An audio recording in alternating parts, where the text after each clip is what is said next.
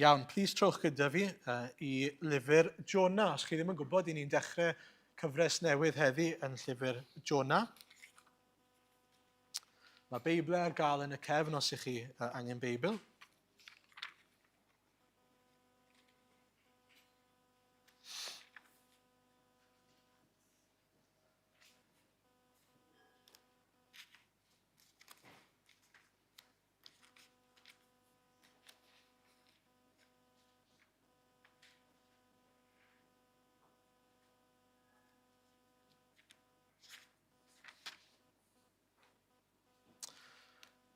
A mae'r darlleniad yn un hir iawn. Ni'n ei ddarllen o adnod 1 I adnod 3.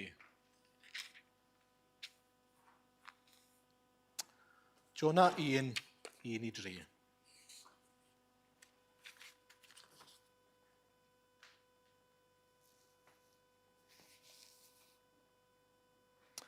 Daeth gair yr arglwydd at Jona fab Amitai a dweud, Cod, dos I Ninive, y ddinas fawr, a llefara yn ei herbyn, oherwydd daeth ei drygioni I'm sylw.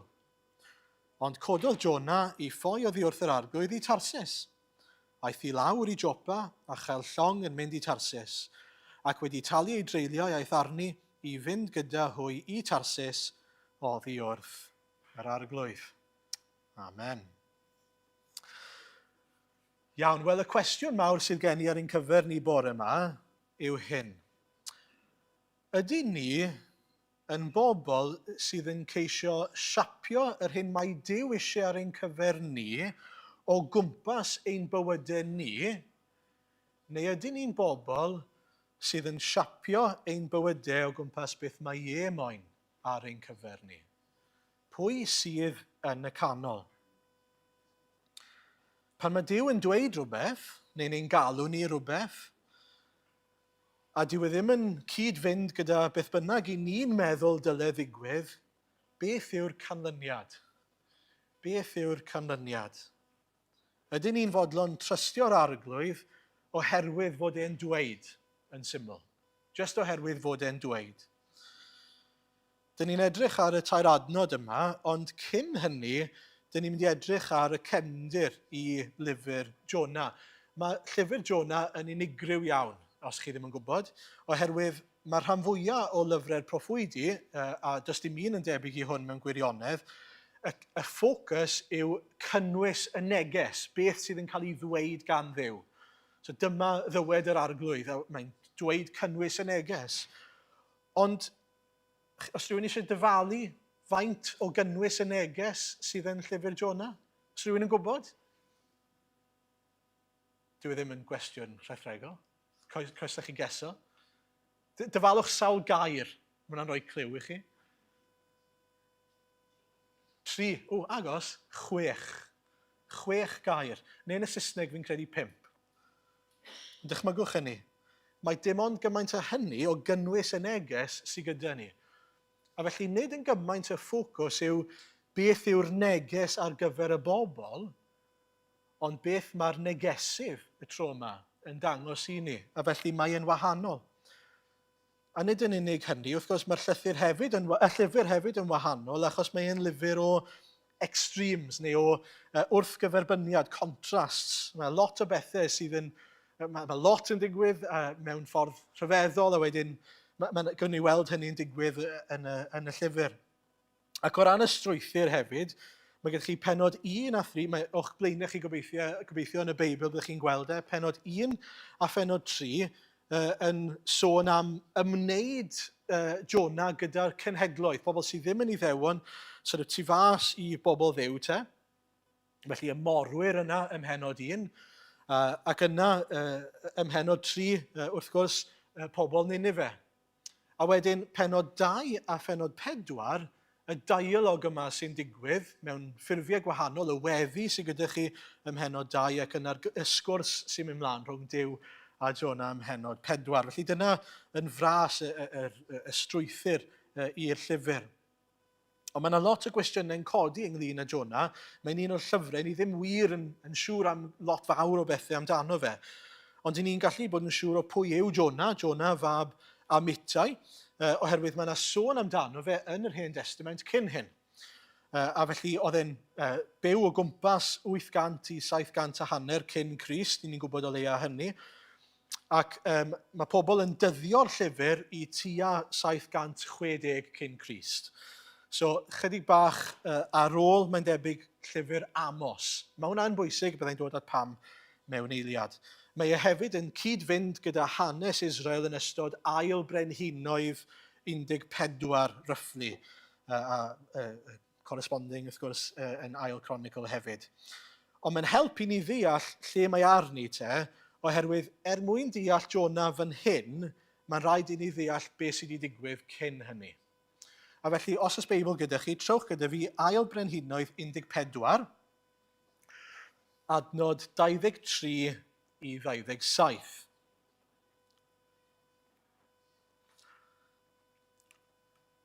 Dyma ni'n darllen Yn y 15fed flwyddyn i Amaseia, fab Jehoaz, brenin Juda, daeth Jeroboam, fab Jehoahaz, brenin Israel, yn frenin yn Samaria am 1 flynedd a 20. Gwnaeth hyn o'i ddrwg yng ngolwg yr arglwydd. Ni throdd oddi wrth holl bechodau Jeroboam, fab Nebat, a barodd i Israel bechu. Adferodd oror Israel o lebo Hamath hyd fôr yr Araba, yn unol ar gair a lefarodd yr arglwydd diw Israel drwy ei was Jona fab Amittai, y proffwyd o Gath Hefer. Gwelodd yr arglwydd fod cystydd Israel yn flin iawn i gaeth a rhydd fel ei gilydd, ac nid oedd neb i gynorthwyo Israel. Ond nid oedd yr arglwydd wedi dweud y dileau enw Israel yn llwyr, ac gwaredodd hwy drwy Jeroboam fab Jehoahaz. Felly, beth i ni'n gweld fan hyn yw yn hanes Israel, mae gyda chi Jeroboam yr ail, a mae Duw wedi bod yn drigarog iawn tuag at bobl Israel yn adennill tir ar eu cyfer nhw ac yn rhoi llwyddiant daearol i raddau iddyn nhw. Ac hynny, yn ysbrydol, dyn nhw ddim gwell off. Mae e dal yn gwneud beth sydd ddim yn iawn yng ngolwg yr arglwydd ac yn pechu. A felly, maen nhw mewn cyfnod o hanes lle, oherwydd fod Duw ddim eisiau bod nhw'n cael eu dileu yn llwyr, oherwydd trigaredd Duw, maen nhw'n cael bendith o fod nhw'n cael adfer tir a cael eu cadw'n saff, ond dyn nhw dal ddim yn iawn ger bron yr arglwydd. Maen nhw dal yn gwneud yr hyn sydd ddrwg ger bron yr arglwydd. A dyna pam mae Amos a Hosea, enghraifft, yn cael eu hanfon atyn nhw, ac os eich troi, allwch chi droi at Amos 5, lle mae'n darlunio i ni sut oedd Israel ar y pryd. Yn Amos 5, 21 ymlaen, i ni'n darllen, am lle maen nhw arni'n ysbrydol. Eto, o'n nhw yn debyg iawn, falle lot o bobl yng Nghymru ar hyn o bryd. Pobl oedd yn mynd i'r cwrdd, pobl oedd yn gwneud beth o'n nhw fod wneud. Tico'r bocsys. Yr wyf yn cysau, yr wyf yn ffieiddio eich gwyliau, festivals. Nid oes i mi bleser yn eich cymanfaoedd. Eich i aberthu i mi boeth o ffrymau a bwyd o ffrymau, ni allaf ei derbyn, ac nid edrychaf ar eich hedd o ffrymau o'ch pasgedigion. Ewch a sŵn eich caneuon oddi wrthyf, ni wrandawaf ar gainc eich telynau. Ond llifed barn fel dyfroedd a chyfiawnder fel afon gref. Ac yna 26 a 27 yn rhoi inkling mawr i ni o pam. Fe glidwch ymaith eich delwau, a wneithoch i chi eich diw sacyff a caiwan eich seren ddiw. Oherwydd caeth glidaf chi y tu hwnt i Ddamascus, medd yr arglwydd diw lluoedd yw ei enw. A felly, o'n nhw'n amlwg ddim yn addoli yr arglwydd fel y dylen nhw, o'n nhw'n mynd i cwrdd fel petai, neu beth o'n nhw'n fod wneud, ond oedd dim calon tuag at yr arglwydd, calon o gariad tuag at yr arglwydd, a gwir addoliad. I'r gwrthwyneb, o'n nhw hefyd yn addoli i ddiwiau eraill o'n nhw wedi wneud, sacwth a caiwan, seren ddiwiau. A felly, oedd Duw yn cyhoeddi barn yn ei erbyn nhw, ac oedd Amos wedi cael ei anfon at bobl Israel i rybuddio. Pam bod fi'n gweud hyn i gyd? Wel, mae'n dangos i ni rhywbeth am hanes Jona cyn iddo fe gael ei alw i Ninive. Oedd e wedi bod yn ffyddlon yn rhannu'r neges am yr hyn oedd yr arglwydd yn mynd i wneud, yn amlwg, bod e'n mynd i fendithio, ond dyw e ddim yn swnio fel bod e wedi rhoi y darlun llawn i bobl Israel. Oedd e wedi dweud bod adferiad tir yn mynd i ddod, ond oedd Jona ddim wedi sôn dim byd am farn, dim byd am bod nhw ddim yn iawn yn ysbrydol. Oedd rhaid anfon Amos a Hosea i wneud hynny. Ac felly sut fydde pobl nawr yn edrych ar Jona yn ei wlad ei hunan? Alle weithiwch chi, national treasure. Na beth oedd Jona? National treasure. Boi oedd wedi bod yn rhyw fath o middleman i Dduw yn datgan ac yn cyhoeddi fod llwyddiant yn mynd i fod. Yn y pethau o'n nhw moyn, mwy o dir, yn golygu mwy o ffrwyth yn y tir, mwy o arian iddyn nhw, mwy o ddiogelwch. Na chi foi, na chi wir Israeliad oedd Jona. Boi da oedd Jona. Ni'n hoffi Jona yn ein gwlad ni. Dyna beth bydden nhw'n gweud am Jona. Wedi cael ei osod ar pedestal. Ffrind gorau Jeroboam yr ail. Yes, man. A nid yn unig hynny nawr, ond oedd Jona hefyd wedi gweld Duw yn dweud ac yn gwneud. Bod e'n dweud bod e wedi mynd i fendithio ac yn gwneud e. Dau beth pwysig iawn i ni gofio wrth i ni symud ymlaen. Mae Jona wedi gweld Duw yn gweithio, a mae e wedi bod yn fodlon rhoi'r newyddion da a cael ei ddyrchafu. Profi ryw lwyddiant. Neges hawdd iawn i'w rannu os ti jyst yn rhannu'r newyddion am chi'n mynd i gael mwy o dir a mwy o lwyddiant. Nawr te, un peth arall i nodi cyn bod ni'n mynd at Jona, y contrast cyntaf. Mae'n ddiddorol iawn os chi'n edrych ar hanes Amos a wedyn yn cymharu fe gyda hanes Jona. Yn hanes Amos, mae gyda chi Amos yn cyhoeddi i'r Israeliaid, chi ddim yn iawn gyda'r arglwydd. Chi'n gyfforddus, mae Duw wedi'ch bendithio chi mewn ffordd daearyddol a daearol mewn ffyrdd rhyfeddol, a chi'n dal yn gwrthod derbyn. Mae wedi'ch bendithio chi am genedlaethau, a chi dal yn gwrthod derbyn. Ar y llaw arall, mae Jona yn mynd i Ninive, pobl sydd eriod wedi addoli'r arglwydd yn ei bywydau, mae'n dweud 6 gair wrthyn nhw, a mae yna ddiwygiad. Chi'n contrast. A gallai ddim dweud chwaith bod Jona wedi pregethu'r bregaeth orau fyddech chi rioed wedi clywed, a gewch chi weld hynny wrth i ni fynd ymlaen.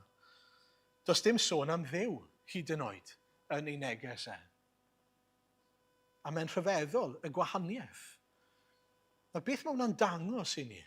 Wel, mae'n dangos i ni, fod pobl Israel mewn un ystyr mor agos, am ei bod nhw â chalonnau mor galed, maen nhw mor bell. Ac ar yr un pryd, fod pobl Ninive mor bell, eto maen nhw mor agos. Oherwydd un peth sydd ei angen, sef i'r ysbryd glân i weithio. A mae'n rhaid i ni gofio hynny, dos e? Mae mor hwydd i ni fesur tebygrwydd, likelihood rhywun o dderbyn yr efengil, ar sail lle maen nhw arni yn ddearol hyd yn oed. Maen nhw wedi dechrau dod i'r cwrdd falle. Maen nhw wedi dechrau gofyn cwestiynau falle. Ac oherwydd hynny'n aml, a falle bod e'n wir, i ni'n dechrau meddwl, mae'r ysbryd ar waith. Ond chi'n gwybod, beth mae Duw yn dweud wrth bobl trwy Amos, pobl Israel fan hyn yw, maen nhw'n dathlu'r festivals i gyd, maen nhw'n mynd i'r cymanfaoedd i gyd. Maen nhw'n neud y stwff i gyd. Ac eto maen nhw mor bell. Chybod beth sy'n fendigedig yw gallu cofio sef ots pa mor bell i ffwrdd o'r arglwydd mae rhywun yn edrych, dim ond un peth mae'r arglwydd angen i wneud, sef danfon i ysbryd. A maen nhw'n gadwedig. Un peth. Mae rhaid i ni gofio hynny. Mae rhaid i ni hyderu yn hynny.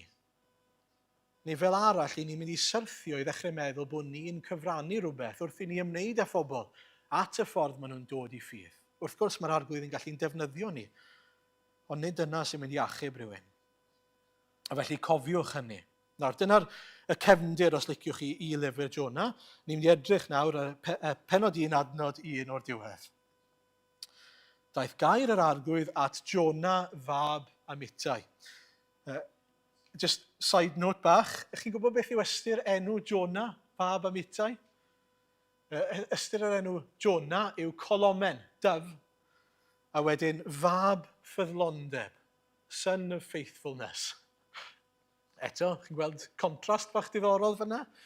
Chi enw eich plentyn, chi beth bynnag chi moyn, dyw hynny ddim yn golygu bod yn mynd i benni mas fel yna, fel i ni'n gweld fan hyn. Yna irony mawr yn ei enw fe, ond beth bynnag, side note o hwnna.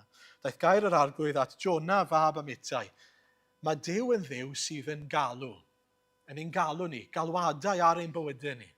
Dyw e ddim yn dduw pasif sydd yn dweud, wel, na fe, fi di chachub chi, na fe, carry on, gwneud beth chi moyn. Na, mae wedi galw ni.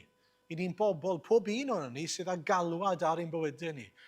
Os ych chi'n wr yn rhaeg, yn dad, yn fam, beth bynnag yw e, yn weithiwr beth bynnag yw e, mae hwnna'n, os yw'r arglwydd i'ch galw chi hynny, mae'n rhan o'r alwad yna. Ych chi wedi'ch galw i fod yma yn bobl sydd yn byw yng Nghaerfyrddin, yn bobl sydd yn ymrwymo i'r bobl yma. Nid damwain yw e. Dyw ddim yn dduw pasif.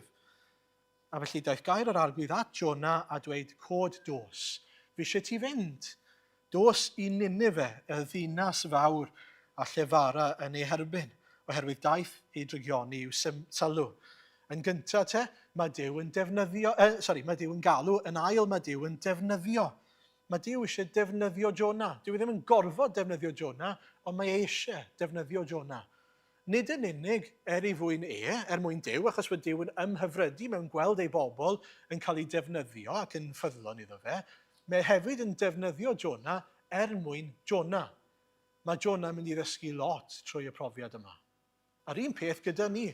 Mae Duw yn ymhyfrydu yn ein defnyddio ni, ond mae hefyd yn ymhyfrydu mewn bod pobl yn cael ei dysgu wrth iddyn nhw gael ei defnyddio. Dyn ni'n dod i brofi'r arglwydd yn ein cynnal ni, yn ein bendithio ni, yn ein newid ni, yn ein puro ni, trwy y profiadau yma, o gael ein galw i wahanol bethau, i wahanol waith.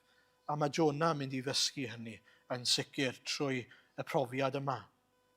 Nawr, lle mae'n cael ei alw te? Ninive. A dyma trydydd peth, mae'r alwad yn costio. Mae'n costio. Dos i Ninive, y ddinas fawr a llefara yn ei herbyn. Oedd Ninive yn le ofnadw. Ofnadw. Allai ddim dweud yn ddigon cryf pa mor ofnadw oedd bywyd yn Ninive ac o pethau o'n nhw'n wneud. Prif ddinas Assyria, y global superpower ar y pryd oedd Ninive. Roedden nhw'n arch-elynion, arch enemies i bobl Israel. Nid jyst pobl ar wahân. A felly, os ych chi eisiau cymhwyso fe heddi, ni ddim yn sôn am fynd i rannu'r efengil gyda'ch cymydog sydd yn atheist. Os chi'n meddwl bod hwnna'n anodd, ni'n sôn am cael eich anfon at Boko Haram neu ISIS i ddweud wrthyn nhw, mae beth chi'n neud yn wrong, stopiwch nawr. Just for perspective. Right? Mae'r bobl yma, maen nhw'n ymdrechu i gael gwared ar bobl Israel. Maen nhw eisiau lladd Israel. Maen nhw wedi trial cymryd Israel drosto. A nid yn unig hynny, maen nhw wedi lladd pobl Israel mewn ffordd ofnadw, ddwy nôl at hyn ym Mhenod 3. Ond, just gewch chi weld, mor ofnadw yw y bobl yma, pobl Ninive. Difrifol wael. Ac eto, daeth ei drygioni i'w sylw, meddai'r arglwydd. Mae'r arglwydd yn gweld y cyfan, a mae e chonsern dros y cyfan. Mae e'n mynd i wneud rhywbeth am y peth. Dyw e ddim yn pasif neu'n blasé am beth mae pobl sydd y tu hwnt i bobl dduw, pobl Israel, yn gwneud. Dyw e ddim jyst y chonsern hynny yw gyda'r ffordd i ni'n byw, mae gyda chonsern dros bawb, a'r ffordd mae pawb yn byw. A mae hyn yn bwysig i ni gofio.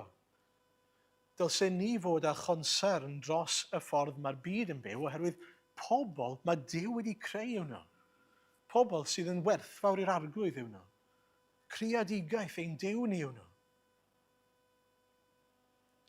Mae e'n gweld y bobl yma yn ei drygioni, a beth mae Duw yn dweud yn syml yw, fi'n mynd i newid y sefyllfa yma. Fi'n mynd i wneud rhywbeth am y peth. Fi'n mynd i ddangos trigaredd tuag atyn nhw. Na chi ryfeddol yw hynny, bod Duw yn gweld y bobl ofnadw yma, a nid yr ymateb cyntaf sydd gyda fe yw, fi'n mynd i gael gwared arnyn nhw'n llwyr.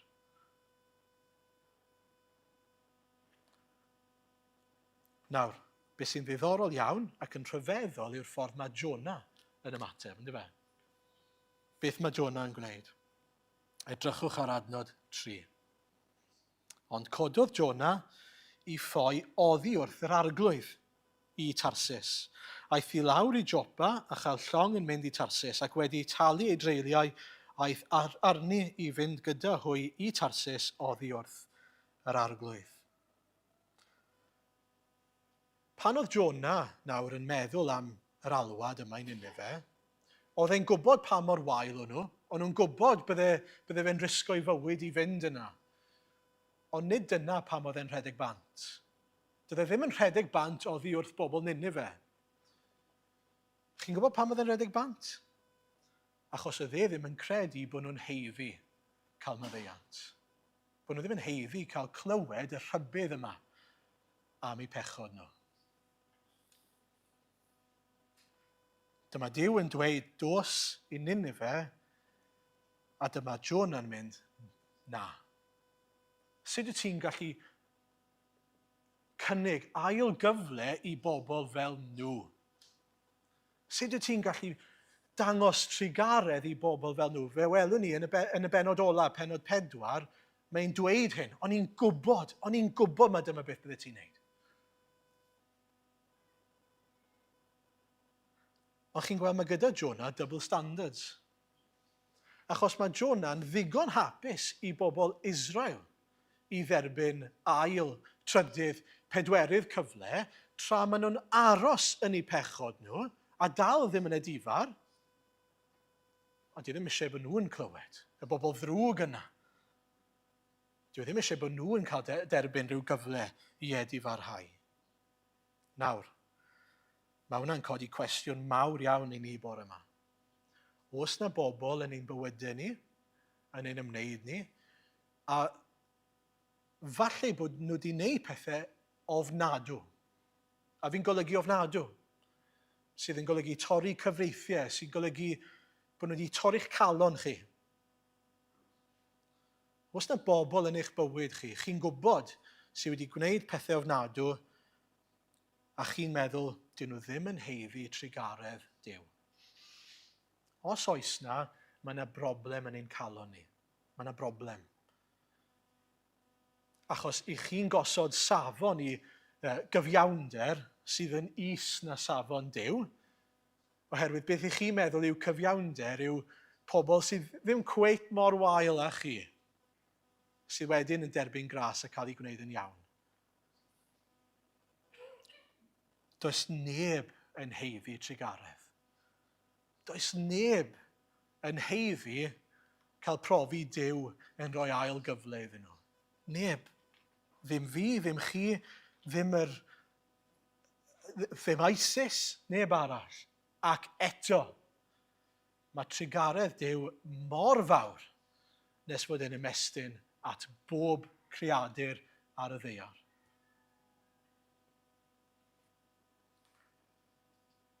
A fel wnaethon ni edrych nos Sul diwetha, beth sy'n bwysig iawn ar ein cyfer ni, os i ni'n teimlo fel hyn, yw bod ni'n cael realignment yn ein perthynas ni gyda'r arglwydd. Os i chi'n meddwl bod pobl sydd ddim yn heiddi trigaredd Duw, i chi'n meddwl bod chi'n gwybod yn well na Duw. Oedd Jona'n meddwl bod e'n gwybod yn well na'r arglwydd. Oedd e'n meddwl bod e'n cael gosod ei safon ei hunan. Mae chydig bach fel petai yn ymddwyn fel ambassador ar gyfer yr arglwydd. Mae'n fodlon dod, stepo mewn a cynrychioli Duw, ond dim ond pan mae'n siwtio fe. So pan mae Duw yn galw fe i fynd at Jeroboam yr ail, dim problem. Achos mae e'n gwybod mae hwnna'n dyrchafu ei statws i fod yn well. Ond pan mae Duw yn galw fe i Ninive, sydd yn golygu cost, sydd yn golygu mynd at bobl dyw e ddim yn credu sy'n ddigon da i dderbyn trigaredd, sydd ddim yn ei sens. Na, sa'n mynd i wneud na. Nid dyna seinis i lan ar gyfer. A beth mae'n neud, mae'n rhedeg mor bell i ffwrdd o'r arglwydd a mae'n gallu. A chi'n gwybod beth yw'r broblem gyda hynny? Does dim rhedeg i ffwrdd o'r arglwydd. Ac os fyddai olwg o'r arglwydd yn ddigon mawr, fyddai fe'n gwybod hynny. Mae'n rhedeg i ffwrdd, allwn ni gael, mae llun map i gael dy fi. Gobeithio bod e'n weddol glir. Yn ystod hanes Jona, dyma'r known world, right? Y byd fel o'n nhw'n gwybod o ran pobl oedd yn cael eu poblogi yn y byd, right? Chi'n gweld yr Assyrian Empire fyna mewn coch? Fyna oedd Ninive ar yr top mwy neu lai ar y dwyrain. A mae Jona'n mynd yr holl ffordd i Tarsus, sydd, os chi'n methu gweld fan hyn, lan fyna.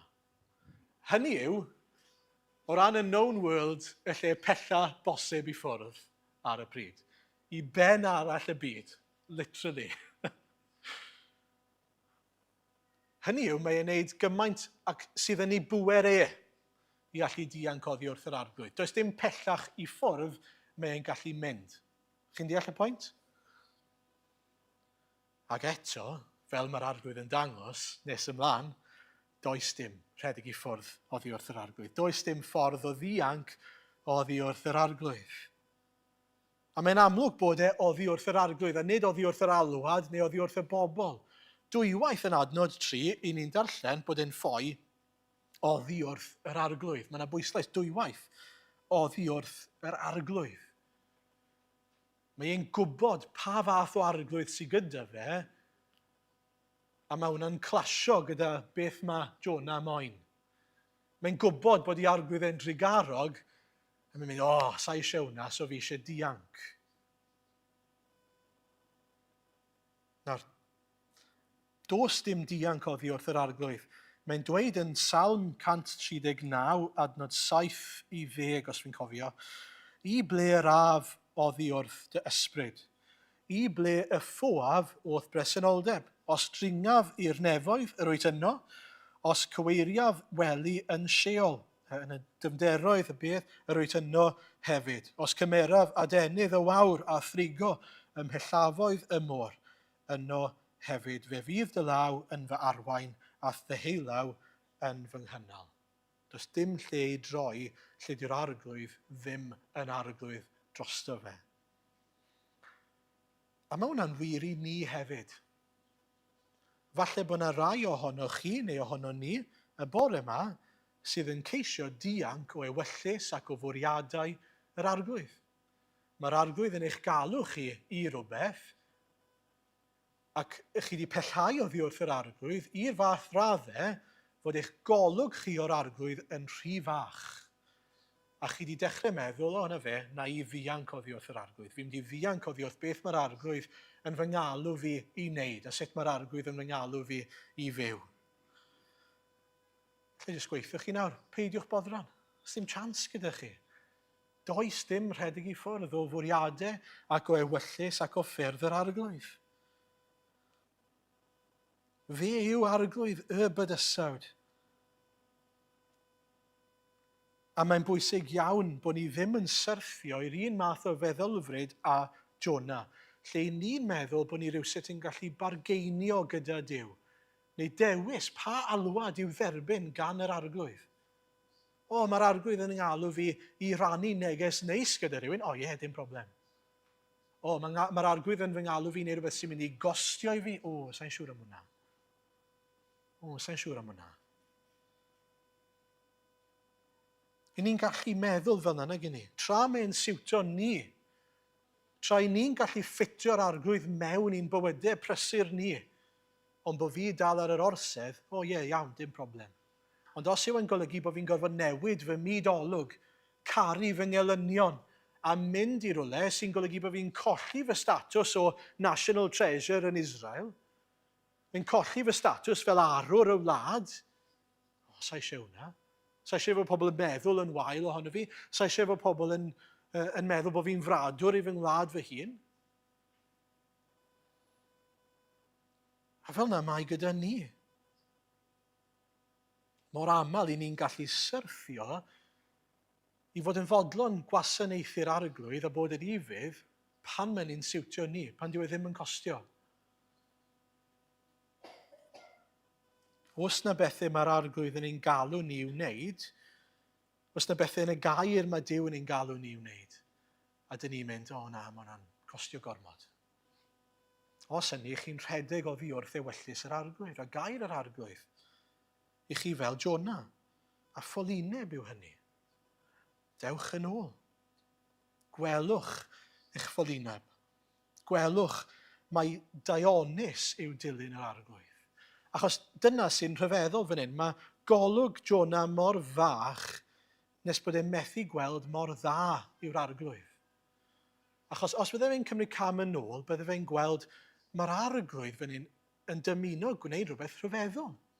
Mae e'n dymuno fy nefnyddio fi. Sydd yn neb, Jona, neb o berson, mwyn troi calonau miloedd o bobl yn ôl at yr arglwydd. Waw. Na chi fraint yw hynny. Os mae plesio'r arglwydd bydde gôl Jona, bydde fraint yna wedi cael ei weld fel y fraint mwyaf eriod.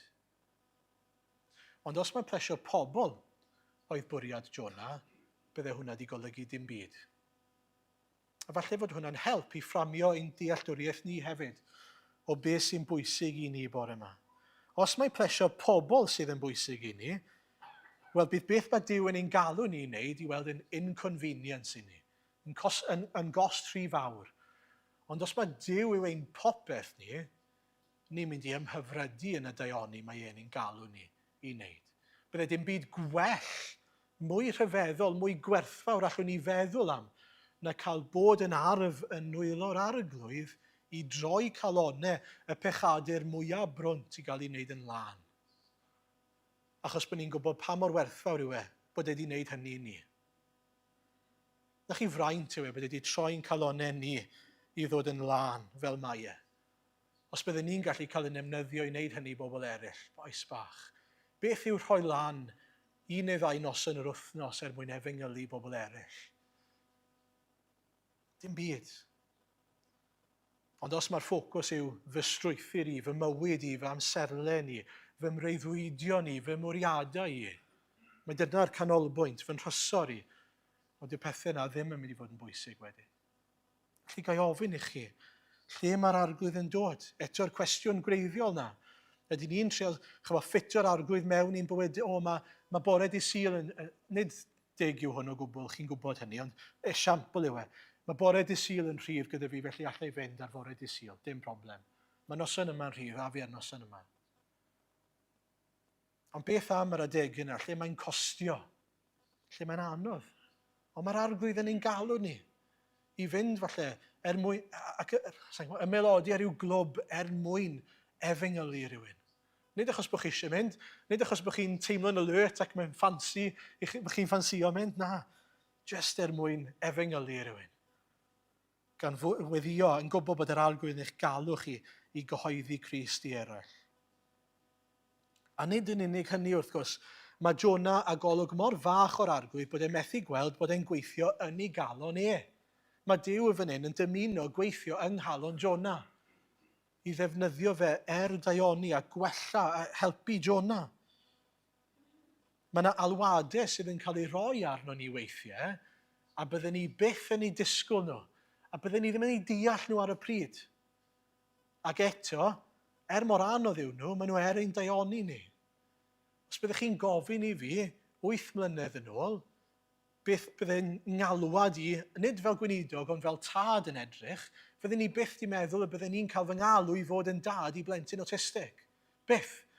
Mae di wneud bywyd, sa'n ni sugarcoat o fe, lot anoddach i ni. Lot anoddach. Fi'n lot mwy blinedig. Mae yna lot mwy o bethau anodd yn codi nag sydd gyda plentyn heb awtistiaeth. Ond, mae'r arglwydd wedi delio gyda fi mewn ffyrdd rhyfeddol trwyddo fe. Rhyfeddol. Allai'n gweithio chi. A nid yn unig hynny, mae wedi rhoi calon i fi dros math o bobl dwi'n i eriod wedi meddwl am o'r blaen. Mae gen i gonsar yn dros bobl autistig fel oedd gen i eriod o'r blaen. Diolch i'r arglwydd. Mae galwad Duw yn gallu costio i ni'n ddrud iawn, ond mae e ein daioni ni, mae e ein lles ni. Beth bynnag yw yr alwad yna. Felly gai ofyn i chi, ydych chi'n edrych a face value yn arwynebol ar yr alwad, falle? Beth bynnag yw'r alwad yna ar eich bywydau chi?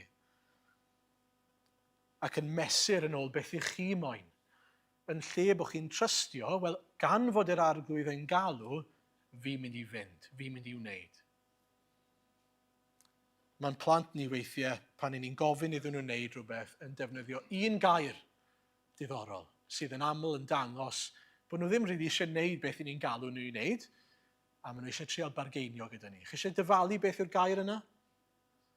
Ond. Chi'n gofyn iddyn nhw, ewch chi dacluso'ch stafell. Ond,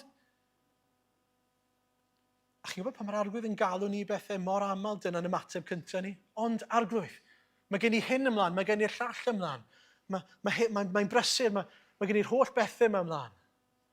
Ni'n trio bargeinio gyda'r arglwydd, gwneud esgusodion. Yn lle bod ni'n sylweddoli mor hyfryd yw bod yr arglwydd yn ein galw ni'r peth yna, ac ein bod ni ddim yn gwybod sut mae'n mynd i benni lan, ni'n gwybod bod Duw yn dda. A ni'n gwneud felly am ein bod ni'n trystio'r arglwydd.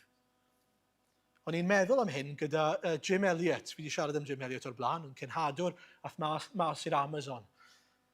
A mae'n gweud, he is no fool who gives up what he cannot keep to gain what he cannot lose. Ac yn ddiddorol, yn ei hanes oedd e'n foi really, really bright. Really bright. Ath ei Wheaton College, nath ei astudio ancient languages, top of his class. Y cyntaf yn y dosbarth. Oedd pobl yn began iddo fe ddod i eglwysu mawr yn weinidogion, began iddo fe fod yn ddarlithydd mewn colegau. Ond na, nid dyna oedd Duw wedi alw fe i wneud. Dyna byddai'r ffordd rhwydd mas. Beth nath Duw alw fe i wneud? Basically, marw. Cael ei alw i farw. Cael ei alw i roi ei einioes fel aberth dros bobl yr awgas. Ath e fel cenhadwr yna, gath ei ladd cyn cael dweud gair wrthyn nhw. Iddi hi, trwy ffysiolaeth hi, un ath mas ar ôl i'w gŵr i cael ei lladd. Diwygiad yng nghanol yr awgas. A beth mae'n gweud wrthyn ni?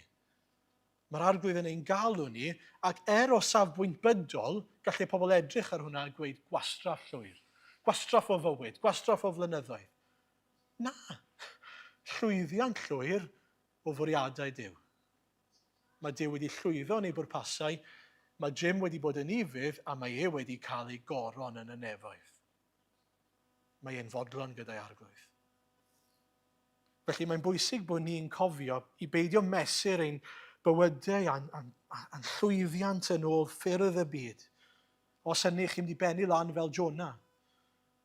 Ddim eisiau colli eich statws, ddim eisiau colli eich enw da fel un sydd wedi dod â llwyddiant i bobl Israel falle. Meddyliwch am Paul. Beth mae Paul yn dweud yn Philippiaid 3? Bod e'n ystyried y cyfan oedd gyda fe gynt, sef ei freuddwyd o fod y pharisiad gorau yn y byd. Top of his class eto, boi mwyaf doeth. Yr iddew gorau, na beth oedd ei fwriad mewn bywyd. Ond mwyn cael Crist, oedd rhaid i fe roi hwnna lan. Oedd rhaid i fe roi lan y freuddwyd yna. A'r hen ffordd o fyw a bod yn pharisiad mwyn dilyn Crist. Achos i'r arglwydd, yr alwad oedd i fynd at y cenhedloedd. A felly o dewis gyda fe. Breuddwyd fi, neu galwad Duw. Galwad Crist. Yr un peth yn wir i ni. Yr un beth byddwn ni'n gweud yw beth mae Iesu'n dweud wrthyn ni yn Mathew 13. Y mae teyrnas nefoedd yn debyg i drysor wedi ei guddio mewn maes. Pan ddaeth rhywun o hyd iddo, fe'i cuddio, ac yn ei lawenydd y mae'n mynd ac yn gwerthu'r cwbl sydd ganddo ac yn prynu'r maes hwnnw. Be nath daro fi fyna oedd yn ei lawenydd. Pan chi'n dod o hyd i Grist, pan chi'n dod o hyd i'r Efengyl, yn eich lawenydd, ych chi'n cael gwared ar y gweddill. Ond mae rhaid cael Crist. Neu fel arall, bydd y gweddill yn edrych yn gret. A felly'r cwestiwn rili yw, ydych chi wedi gweld y trysor sef yw yr arglwydd Iesu Grist? Os ydych chi, mi fyddwch chi yn eich llawenydd yn cael gwared ar y gweddill. Dyw e'n ddim byd i'w gymharu. Felly, mae Dyw a chonsern, mae Dyw yn siarad, mae Dyw yn galw, a mae'r alwad yn mynd i gostio. Oedden ni a chonsern? Ydyn ni wedi derbyn ein galwad ni i ddod at Grist, i ildio'r cyfan mwyn Crist? Pan mae'r arglwydd yn taflu curveball yn ein bywydau ni, pan mae'n gofyn yr anusgwyl ohono ni, ydyn ni'n fodlon gwneud oherwydd mae'r arglwydd sydd yn galw? Ydyn ni'n gwefio dros y bobl yna, a gobeithio fod yna neb yn ein bywydau ni'n meddwl sydd tu hwnt i drigaredd yr arglwydd. Neb. Os ydyn ni, dyn ni angen gweddio arglwydd, helpa fi i dy weld i fel yr wyt ti go iawn. Helpa fi i ddeall mawredd dy drigaredd di, mawredd dy gariad di. Newid y ffordd o feddwl sydd gen i arglwydd ohono ti, os mae dyna'r achos. Ond i ni ydyn ni wedi dod, ydyn ni wedi derbyn y trysor sef yw Crist, ac ydyn ni yn sgil hynny wedi rhoi heibio'r cyfan mwyn i ddilyn e. Fi'n cael y teimlad, a fi'n siŵr bod lot o'n chi yn y blynyddoedd sydd i ddod, fod dilyn Iesu Grist yn mynd i gostio mwy i ni, nid llai. Mwy.